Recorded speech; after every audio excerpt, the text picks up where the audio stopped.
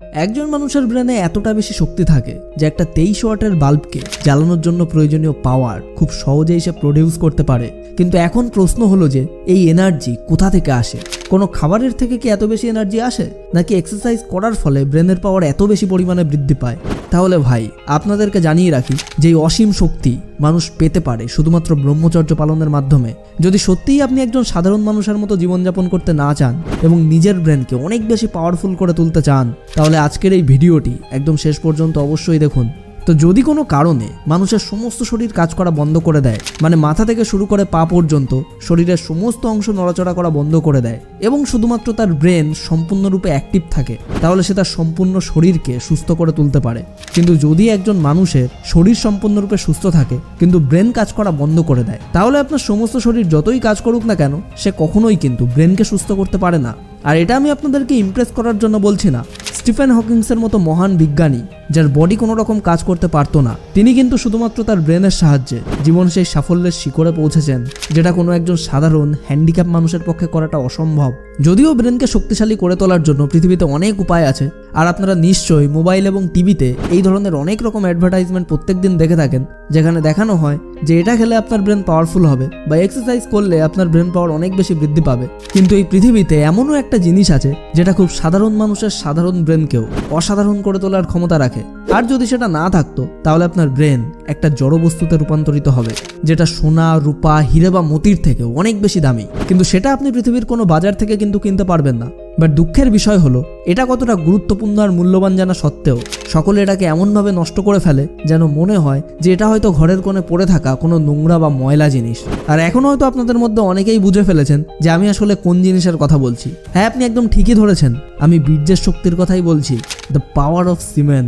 আপনার কি কখনো মনে হয় যে আপনার ব্রেন অনেক বেশি দুর্বল?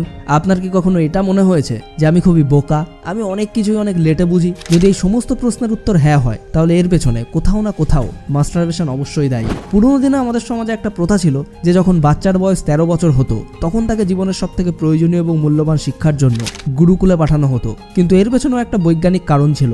একজন মানুষের বয়স যখন 13 বছর হয়, তখন তার বডি ধীরে ধীরে ম্যাচুরিটির দিকে এগোতে থাকে। মানে মাত্র 13 বছর বয়স থেকেই মানুষের শরীর তার দেহের ভেতর বীর্য তৈরি করতে শুরু করে। কিন্তু এই বীর্য খুবই মূল্যবান একটি ধাতু।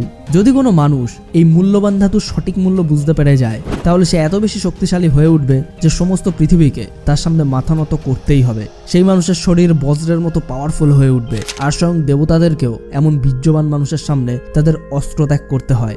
আর যদি এই বীর্যকেই ব্রেন পর্যন্ত পৌঁছে দেওয়া যায়, তাহলে ব্রেন পাওয়ার সেই লেভেলে পৌঁছে যাবে যেখানে আপনার কল্পনাও পৌঁছাতে পারবে না।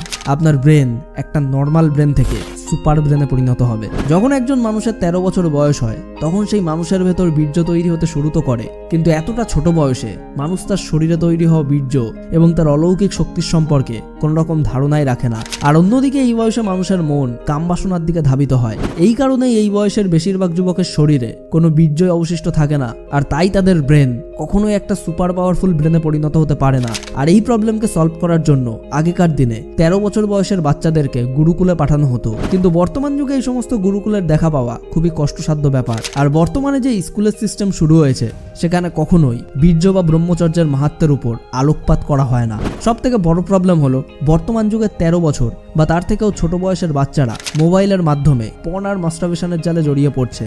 আর এই কারণেই বর্তমানের young generation stress and lack of কনফিডেন্সের মতো বহু জটিল রোগের আক্রান্ত হয়ে পড়ছে। আমাদের শাস্ত্রেও বলা হয়েছে যে বীর্য ভীষণই একটি মূল্যবান ধাতু।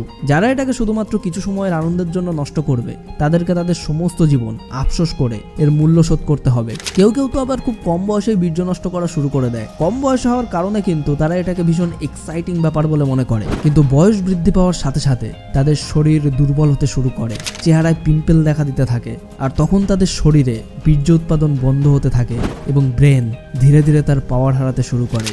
তাই যে মানুষ সঠিক সময় বীর্যের শক্তি মাহাত্ম্যকে বুঝে বীর্য সংরক্ষণ করতে শুরু করে, তার ব্রেন ধীরে ধীরে চমকদার এবং শক্তিশালী হতে শুরু করে দেয়। কিন্তু এই সমস্ত কিছুই রাতারাতি সম্ভব নয়। যদি আপনি আজ থেকেই মাস্টারবেশন করা ছেড়ে দেন এটা ভেবে যে কাল থেকেই আমার ব্রেন পাওয়ারফুল হতে শুরু করবে, তাহলে দুঃখিত, এই প্রসেসটি এভাবে রাতারাতি সম্ভব নয়। প্রত্যেকদিন আমরা যে খাবার গ্রহণ করি, সেই খাবার থেকে বীর্য তৈরি করতে আমাদের শরীরকে 30 থেকে 40 দিনের একটি প্রসেসে চলতে হয়। এরপর খুব সাবধানতার সাথে ব্রহ্মচর্য পালনের মাধ্যমে সেই বীর্যকে রক্ষা করতে হয়। আর বীর্য রক্ষা করার জন্য আপনাকে পর্ন দেখা এবং মাস্টারবেশন করা দুটোকেই ছাড়তে হবে এবং মন থেকে ব্রহ্মচর্যকে স্বীকৃতি দিতে হবে।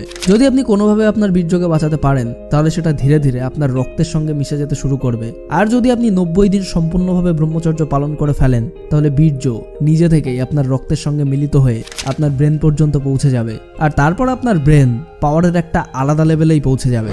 যখন এই ব্রহ্মচর্যকে আঁকড়ে ধরার কথা ওঠে তখন অনেক মানুষ মনে করেন যে এটা খুবই কষ্টসাধ্য একটা কাজ। খাওয়া দাওয়ার দিকে নজর রাখা, মেডিটেশন করা, কোনো মেয়েদের ব্যাপারে নোংরা চিন্তাভাবনা না করা, এই সমস্ত কিছু আমি কিছুতেই করতে পারবো না। বাট এখন যে সমস্ত মানুষের মাথায় এই ধরনের চিন্তাভাবনা চলছে তাদেরকে আমি বলবো যে যদি আপনারা মনে করেন যে এরকম নোংরা চিন্তাভাবনার মায়াজালে ফেসে গিয়ে আপনারা আপনাদের জীবনকে নষ্ট করে দেবেন তাহলে এটা তো কনফার্ম যে আপনারা জীবনে কখনোই ব্রহ্মচর্য পালন করতে পারবেন না। কিন্তু যদি আপনারা এটা ভাবেন যে আমি আমার জীবনে অনেকবার মাস্টারবেশন করলেও এখন থেকে আমি শুধুমাত্র ব্রহ্মচর্যের পথেই চলবো, আমি আমার জীবনকে সম্পূর্ণ পাল্টে ফেলবো, তাহলে কিন্তু আপনি আজ থেকেই আপনার জীবনকে অবশ্যই বদলে ফেলতে সক্ষম হবেন। কারণ পৃথিবীতে এমন কোনো কাজ নেই যেটা একজন মানুষের পক্ষে অসম্ভব। কাজকে অসম্ভব করে তোলে আমাদের ব্রেন এবং আমাদের চিন্তা ভাবনা। অনেক সময় অনেক ছোট কাজকে নিয়েও আমাদের ব্রেনে এই ধরনের চিন্তা ভাবনা চলতে থাকে যে এটা একদম ইম্পসিবল, এটা আমার দ্বারা সম্ভব নয়। কিন্তু কিছু কিছু মানুষ এভারেস্ট জয়ের মতো অসম্ভব কাজকেও হাসতে হাসতে সম্ভব করে ফেলে। তাদের দ্বারা এটা সম্ভব কারণ তাদের চিন্তা ভাবনাই সেরকম।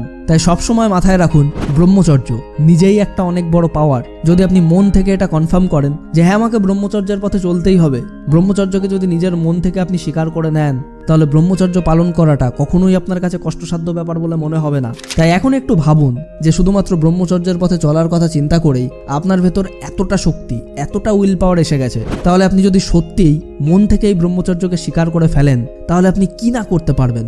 তাই আজ এই মুহূর্ত থেকেই শুরু করে দিন মিশন ব্রহ্মচর্য।